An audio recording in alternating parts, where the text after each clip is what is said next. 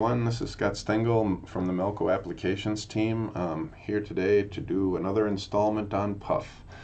We've done several videos intertwined with other areas that covered Puff. I also did a full hour on pretty much everything Puff.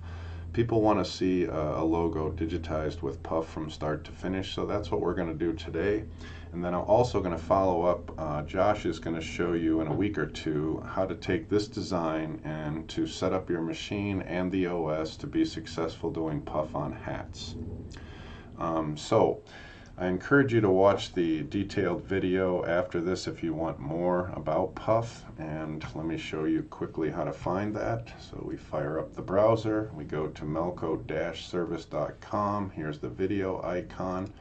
I can click on that, type my search topic in here, Puff, hit enter, and here's all the stuff that deals with Puff right here. The first one is this hour-long presentation that I did. Here's the link for Facebook, or if you'd rather watch it on YouTube. Plenty of videos to watch, definitely. A huge library that we have set up for you. So that's how you watch the detailed one about the Puff. Let me first start out real quick with some details on what works for Puff. First of all, garment has to be very stable. Caps are the biggest one. You could also do jackets, backpacks, canvas, but not performance wear and things like that. Satin stitches generally do most of the work for Puff. I've seen some fills puffed, but the lion's share is going to be satin stitches, so that's what we're going to cover today. Between 2 millimeters and 11 millimeters, this is just under a ½ an inch wide. You kind of want to stay below a ½ inch wide so your machine isn't trying to accomplish these gigantic stitches. Portion of the design to be puffed is usually the last section. We don't want to try and stitch anything after puff close to it because the uneven surface will give us registration nightmares. One color to be puffed, usually it's going to be the last color. If they're not touching or something, yeah, you could puff more than one color, but you wouldn't want to puff a border and the letter itself because of, like I say, of registration. Needle penetrations perforate the foam, so we're going to use a thicker needle, something like an 80 or maybe a 90 kk. KK needles by Gross Beckert have a shorter shank and a longer blade, so they are made better for thicker fabrics. Not a game changer, but if you're going to do this for a week, like we do at the trade show sewing puff hats, the KK needles make a difference. Next is we want to try and match the foam color to the thread color. You're going to get some crumbs, you're going to get a little bit of peek through here and there, and so if the foam color is closer to the thread color, you're going to be less apt to see it. When we clean up the puff, we always want to hit it with a heat gun and keep the heat gun moving. Else you'll burn your thread and scorch things, which isn't pretty. And then also a small pair of scissors or a little screwdriver will really help you push in any areas that happen to poke through from seams and things like that. Last, no dry cleaning. It'll dissolve the foam. How many people dry clean their baseball hats, but just want to let you know that that doesn't play very well together. Okay, so let's look at our design. This one right here happens to be a 1.6 inch high, two-color athletic looking letter. It would be good for low profile unstructured hats, also for structured hats if you had some text under or something like that. So first thing I want to do is make sure that this is acceptable for puff, and so I'm going to grab the ruler and I'm going to measure some widths. So here I'm at 40 points, that's no problem. Right here is the big guy. This one is 73 points, so I'm still under the 110 or so average. So this is going to work out good at this size. Just make sure that the designs you do, are applicable to puff and you don't have a 1 inch wide stitch or something like that to do the puff. Okay, I like to turn on the crosshair because it shows me where origin is. This is the seam of the hat, and I want to stay completely away from any tie-ins or tie-offs right on the seam. There's 4 layers of fabric there. Some of the hats are coming in with plastic down the center. There's all sorts of reasons why I don't want to start or stop in the center. I want to build up some RPMs with the machine before I attack that seam. Okay, so we're going to start with the black, and then we're going to finish with the puff on top of it. I'm going to take the black and I'm going to underlap it, meaning I'm going to tuck it underneath, so when it shrinks it still covers this gap right here. Okay, so first thing we need to do is set our properties. However, with Design Shop 11, we really massage the properties so that by default, right, when you start a new session, you're going to get proper tie stitches, you're going to get auto underlay, and you're going to get auto density for the top stitching. So everything is pretty much done for you right when you start up.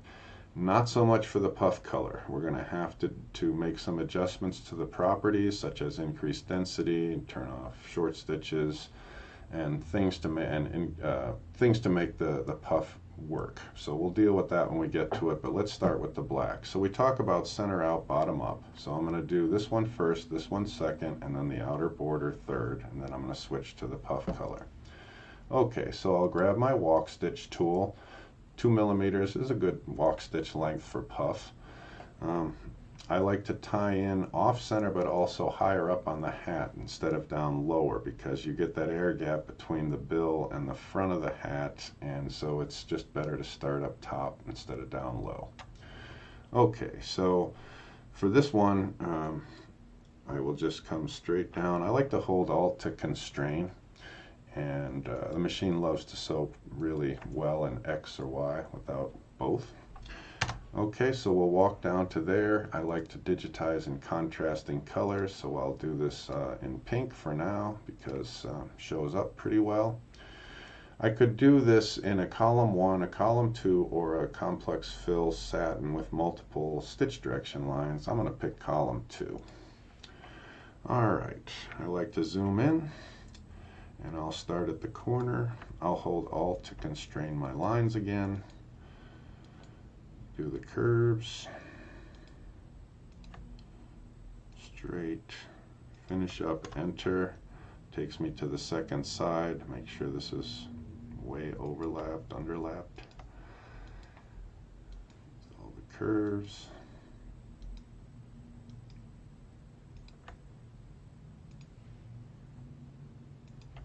Enter completes the shape. If I need to, I could put my stitch direction lines in. It does a pretty good job here. Go back to the walk stitch tool. I have all my stitch input tools hotkeyed. Just makes it so much faster to switch tools back and forth. You don't have to go up and do the icon or anything like that. I'll hold Control because it keeps it a perfect circle if I need to touch up any of this stuff. Alright, back to the walk stitch tool. Go to the column 2. I like to zoom in. I can see better, and also we have like an auto scroll feature, so if I just bump the edge of the screen it'll move over for me. So I can just get a much better view if I'm zoomed in. Enter, do the outline shape. I like this full screen crosshair because it allows me to line up stuff that I've previously done much easier. No editing involved after.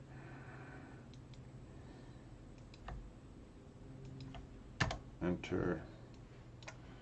Put in these if I want to. Alright, back to the walk stitch tool. And now I will attack the outer border. Back to column 2. Hold Alt.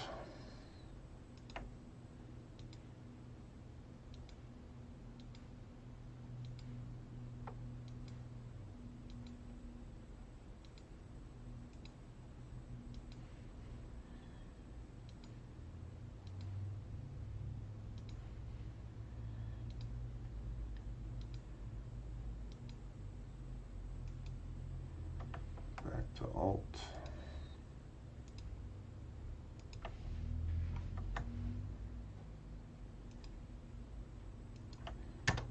Enter to finish the side.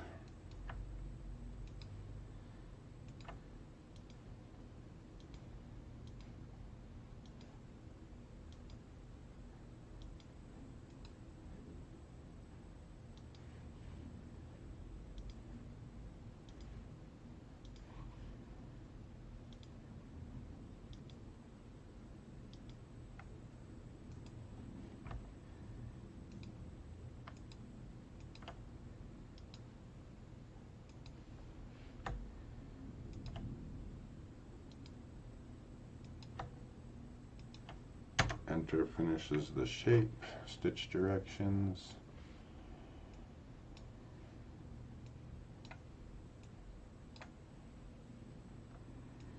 Like holding Alt to constrain these to horizontal, so it doesn't take forever to turn. You want it to turn tighter because the stitches perpendicular will always come out much, much better.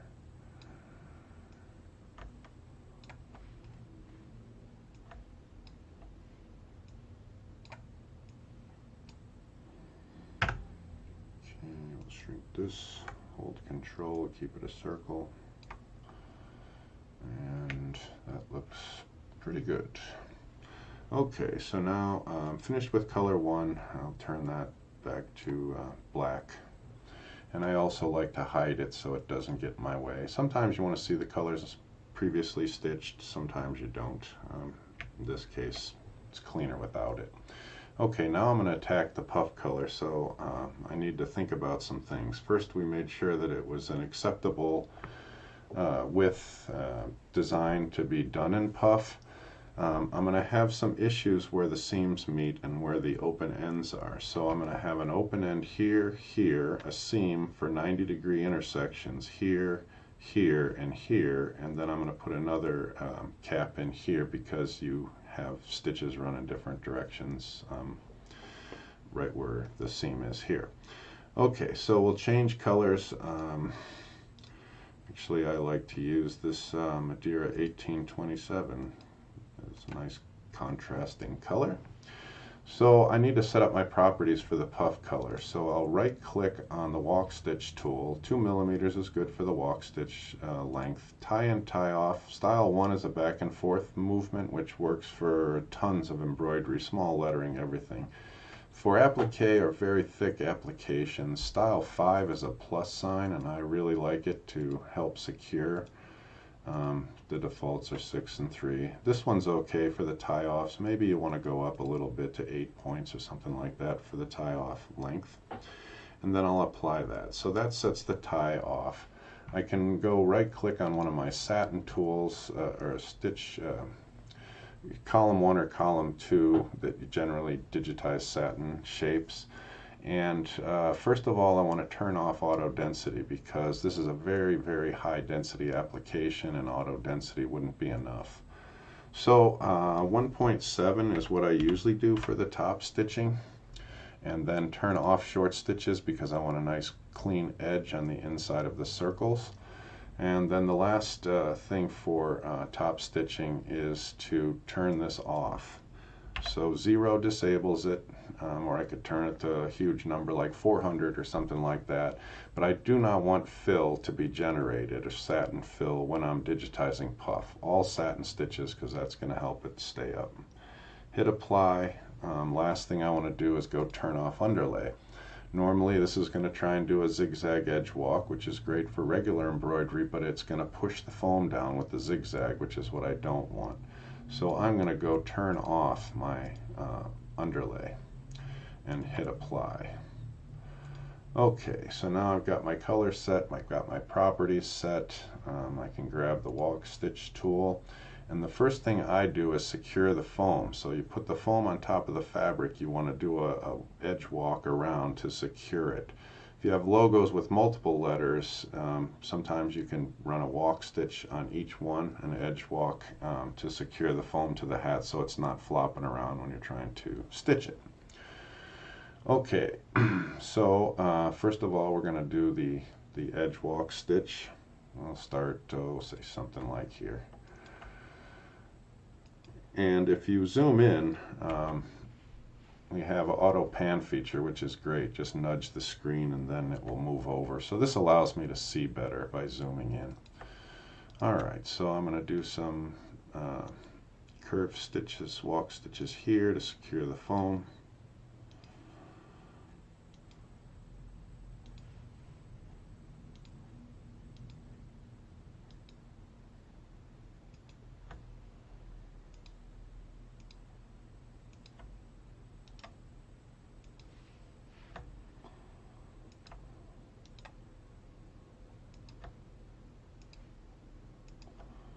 And then I need to also outline, edge walk these.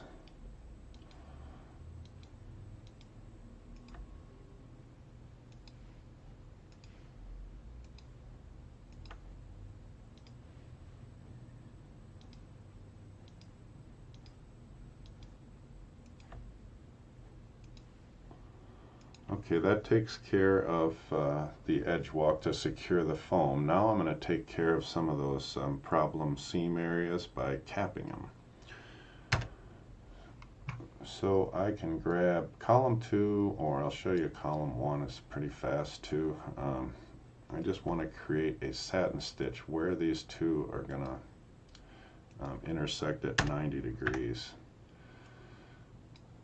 Okay, back to the walk stitch, and then I'm going to travel to this one, do the same thing.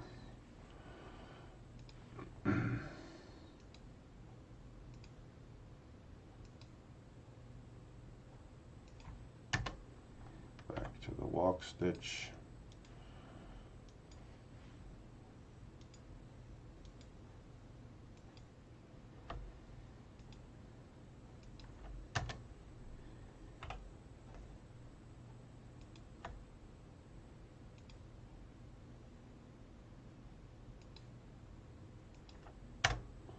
So these are going to cover up the 90-degree seam that's going to be created when I finish the top stitching. Okay, so now I've finished the 3 seams. I need to take care of the end caps right up here. Alright, so we'll switch to the walk. 3-sided cap works really well. So for this, column 1, column 2, all sorts of different ways to do it. We'll do a column 2.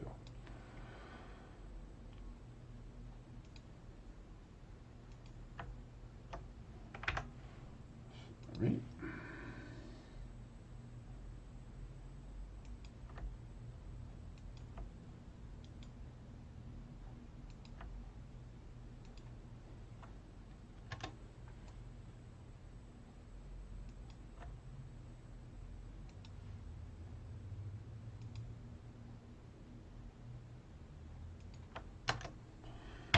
Way out of whack. I'm going to show you a little trick that I did. I stored this as a custom shape, so the caps are really easy to use. Alright, so we'll constrain here. So this is going to put stitch penetrations around the outside. What we want to do is, for the smaller caps, we don't go 1.7, you can go 2.5, 2 to 3, somewhere in there. And also we want to turn short stitches on for this, and we also will want a random edge.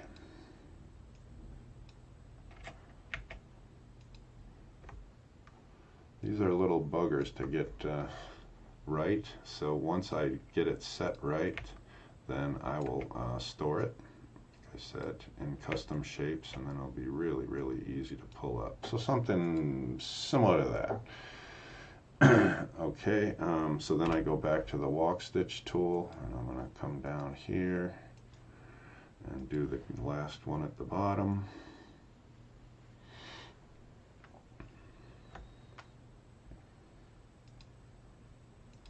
Actually, we'll knock out this cap while we're here.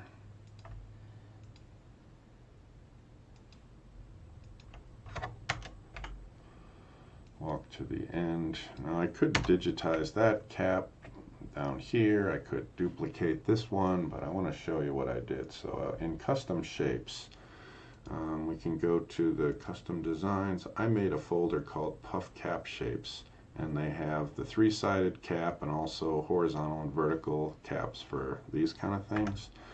So real simple. All I have to do is take and just drag this right into place. And I'll line it up. This is actually a little bit thicker, so if I hold Alt, it's going to shift from both sides together. It's a little too much.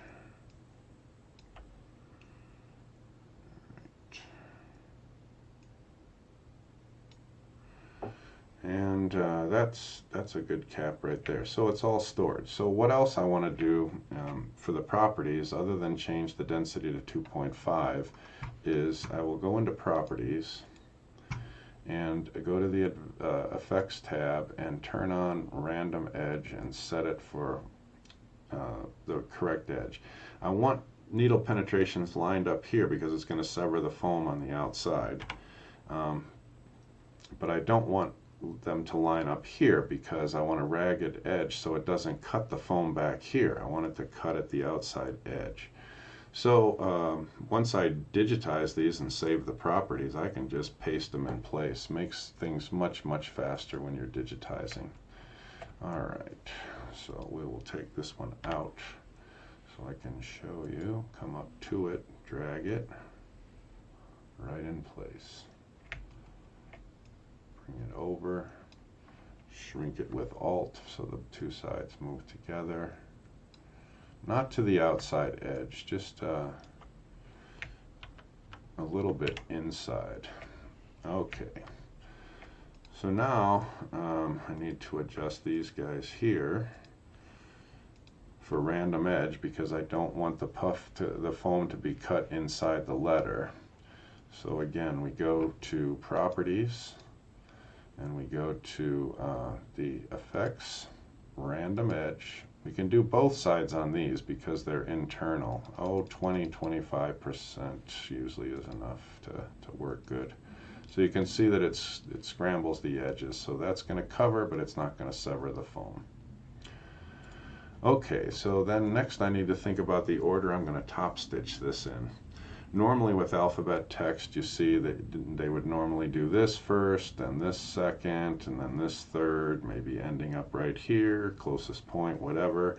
We're not concerned with any of that with puff embroidery. And so to cover the seams, I'm going to do it a little bit differently. What I'm going to do is this one first, this one second, ending here, and I'm going to do this straight vertical column last. And what that's going to do is the thread will push at the top and the bottom as it always does, and it will close up any seam that you see here and here. Alrighty, so we'll change back to the walk stitch tool, and I will get up top here, so I can start it, and boom. Column 2 again. Okay, I'm going to line this up for now at this outside edge because I'm going to move it in a millimeter, as I'll show you when it's completed. Straights and curves.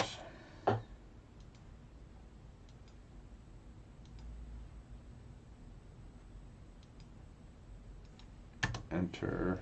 Time to do the second. Hold Alt, keep everything constrained.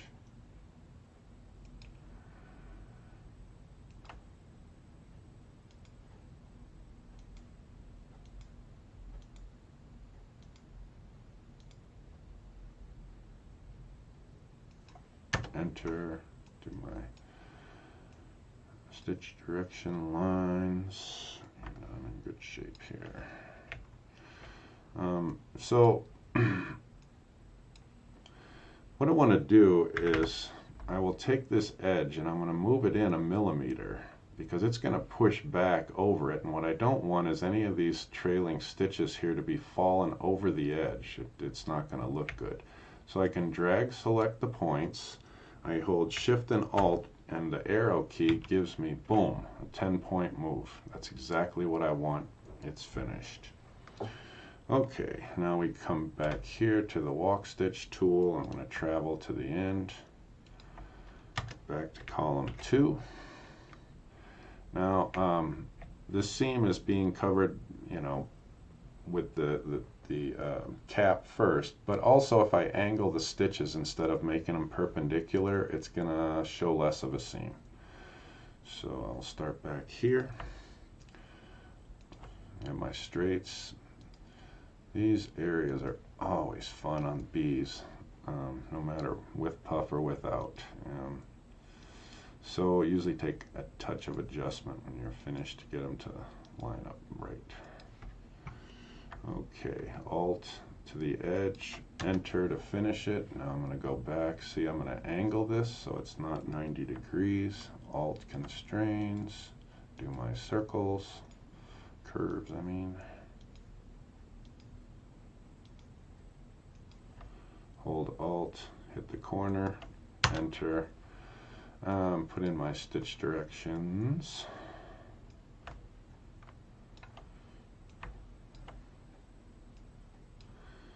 And always edit this. I don't know what it is about printing in bees, but it's just different from embroidery to print. Okay, so this ought to work. I'm going to move my exit point back somewhere close to here for attacking the third one. Back to column 2. Overlap just a little bit.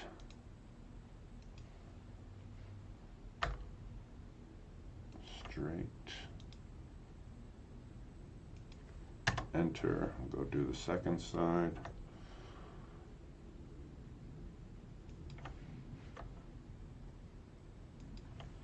Enter. We'll put a stitch direction in. Okay, and then we're in pretty good shape. What I like to do is take the exit point and not tie off at the end. You want to bring it back somewhat here or over here, wherever. And it doesn't have to drill through all the cap and all that kind of stuff when it's set. Okay, so let's just make sure we got everything right. We have 1.7 density for the top stitching. We just need to change the caps that I did originally to 2.5 or 3 or something like that. They just need a little bit less. Okay, I'll turn on all colors. As always, I've talked about this a ton in the past.